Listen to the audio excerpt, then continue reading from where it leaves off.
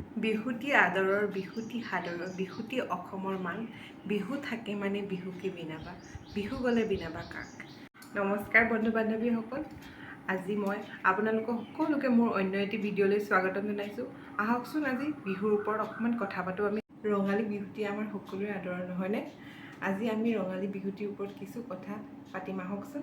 আৰু যদি ভুল হয় আপোনালোকে কমেণ্ট কৰি জনাব মোক।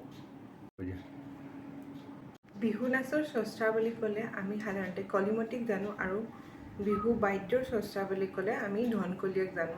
কলিমতী হৈছে আহোমসকলৰ উপাস্য দেৱতাৰ ডাঙৰ জীয়ৰী, আৰু ধনকলীয়াই সেই কলিমতীক বিহু নাচিবৰ কাৰণে বাদ্যযন্ত্ৰবোৰ সাজি দিছিল।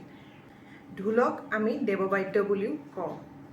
ঢোলৰ খোলাটো কঁঠাল বা আম গছৰ পৰা তৈয়াৰ কৰা হয়, আৰু ঢোলটো যোনডাল ৰছীয়েদি বনোৱা হয় সেই ৰছীডালক বৰতী বুলি কোৱা হয়। ঢোলৰ বৰতী এডালেই থাকে, আৰু ঢোলৰ দুটা ছাইড, এটা ছাইডে কোবা বুলি কয় আৰু আনটো ছাইডে তালি বুলি কোৱা হয়। ঢোলৰ মাৰিডালৰ আন এটা নাম হৈছে মাহিতা। ঢোলৰ ৰছীডাল যোনডাল ঢুলীয়াসকলে কান্ধত ঢোলটো ওলমাই লয় সেই ৰছীডালক কণাই জৰী বুলি কোৱা হয়। ম'হশিঙৰ পেঁপা দুবিধ থাকে, এবিধ হৈছে গুটীয়া পেঁপা আৰু আনবিধ হৈছে জুৰীয়া পেঁপা। আহকচোন এতিয়া আমি জানো অকণমান গগনাৰ বিষয়ে। গগনা হৈছে দুই প্ৰকাৰ, ৰামধন গগনা আৰু লাহৰী গগনা।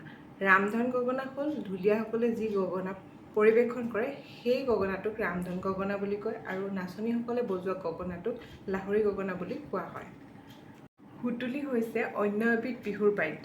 সুতুলিক গৰখীয়া বাদ্য বুলিও কোৱা হয়, কাৰণ পুৰণি কালত গৰখীয়াসকলে গৰু চৰাওঁতে সুতুলি ব্যৱহাৰ কৰিছিল।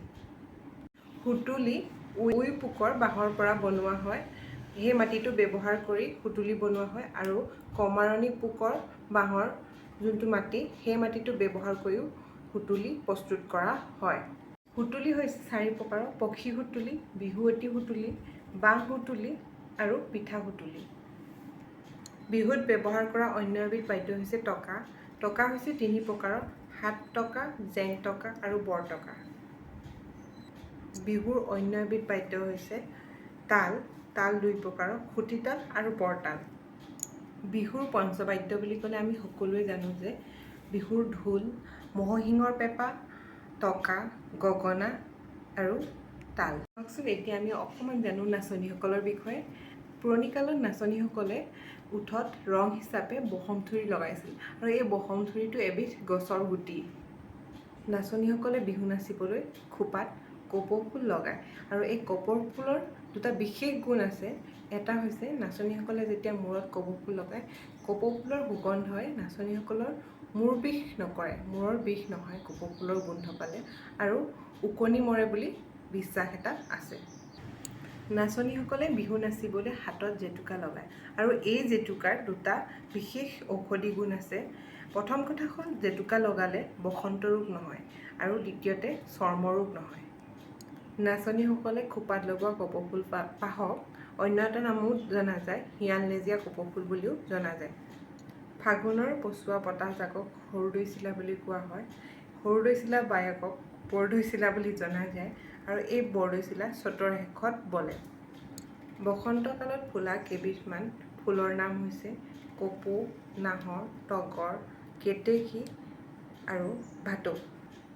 আমাৰ বিহুৰ অন্য এটি অংগ হৈছে জাপি। এই জাপিটো আৱিষ্কাৰ হৈছিল চীন দেশত।